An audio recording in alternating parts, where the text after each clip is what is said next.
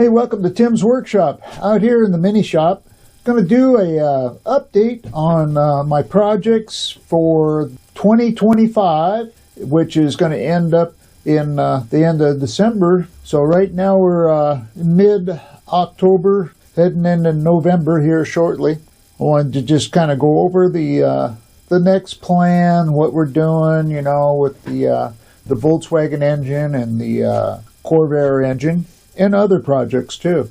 Hey, if you're new to the channel, please subscribe, leave comments, hit the notification bell if you like. Give me a like, hit the old hand thing. Let your friends and family, and your neighbors too, know about Tim's Workshop on my YouTube, alright? So let's get going on this 2025 update. So what we got going here, let me turn the camera around and I'll show you what I've been working on. So you can see the pile of rings I got going here that I've been removing. Took the rings out, cleaned up the face, hit it with WD-40 once I was done cleaning it out. And then I got one little thing here. I got to take a file and file that down. You can't have any gouges or anything that is going to interrupt the smooth transition into the jug. That kind of stuff, you know, you got to look for. You got to make sure it's in good shape.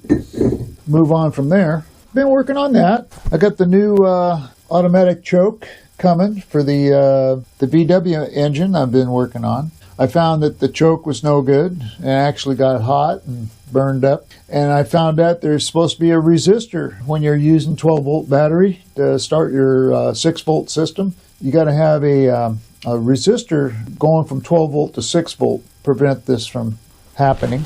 So I got that on the way too. It's supposed to be here today. So I'm basically just cleaning. So I started with the pistons, and I'm going to move on to the cases and the crank and the cam. I'm going to polish them up so they're ready to go.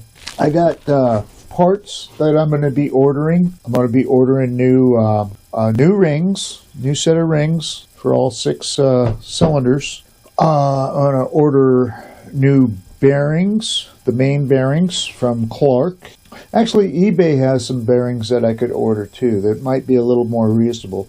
But as far as rod bearings, I think I'm going to have to order those from Clark for a set. eBay has like individual bearings for rod sets, and then the rod sets on eBay, they have some that are really expensive. It's like, oh man. So that's coming up. Cleaning the pistons, I've been using a brass brush on my drill motor. That works good for going around and in my vise. And then I have one for putting on there for the face, the piston face. I got one piston that has a lot of pitting on the top, so I'm not sure if that one's going to be good or not. You don't want holes going through the top of the piston. It's not going to hold compression for sure. Now the pitting on it depends on how deep they are. I might be looking at another piston. I also have a jug that's not in very good shape, so I might just get just one piston and jug. And then the heads, I got a lot of cleaning on the heads. Take the springs off, get the valves out, check out the guides, see if I can clean up the valves, make sure there's no bent valves. Once the heads are all cleaned up, then we'll go through and lap them. And lap them with the drill motor. Works pretty good. Put a little rubber hose on it for my lapping compound. That works really good. It worked good on the Volkswagen. The cases, like I said, I'm going to get them all cleaned up. And then once the crank and the cam, and I have the parts for the main bearings and rod bearings, then I can start putting the reassembly. And the reassembly will be a new series going through like I did on the Volkswagen engine. So all this cleaning and stuff like that, you've already seen me do a polish on the Volkswagen crank. So if you want to see how I did that, I'm going to be doing it the same way on the Corvair. So just go check out that. I don't feel like duplicating everything, you know. But putting the Corvair engine together is going to be a lot different than the Volkswagen. So. And if you're wondering how I got these out, if they're stuck in there, I use just a punch. Tap on them until I get chunks of them coming out. And then go around and use use this to clean out the grooves. Broken piece there. Trick. Works good. And then get them all cleaned up, and then use this and this to clean up the pistons, and once they're cleaned up, wipe down, and then hit them with WD-40. That keeps them from rusting and keeps them good until you're ready to start putting everything together. The rockers, the push rods, all that, it's got to be cleaned up. I have some of the head bolts that came out, and they didn't come out with the didn't mess up the threads at all. So what I'm going to do, once these are all cleaned up, and then I start putting the heads on with these bolts, use Loctite. Lock those. I use blue Loctite. That way I get those rods back out if I have to. You take them down until you got like about a thread sticking out still, right? Most of them will stop, some of them will keep going, so you don't want that. So what you do is with the Loctite, you go down until they all look about the same distance coming out of the case, like 1 thread, 1.5 thread, with the ones that didn't come out. You make them all equal. Let it set, and then when you put the heads on and start torquing down the bolts, if it feels like it's starting to go in and not torquing, you stop. You pull that rod bolt back out. They have like oversized rod. I think you could just take one of those and put it in, or use a tap and retap it and then put it in. So the final run is going to be coming up on this, and if it's running good, I'm going to run it for like not 20 minutes again. I'm going to run it, until it's good and warm.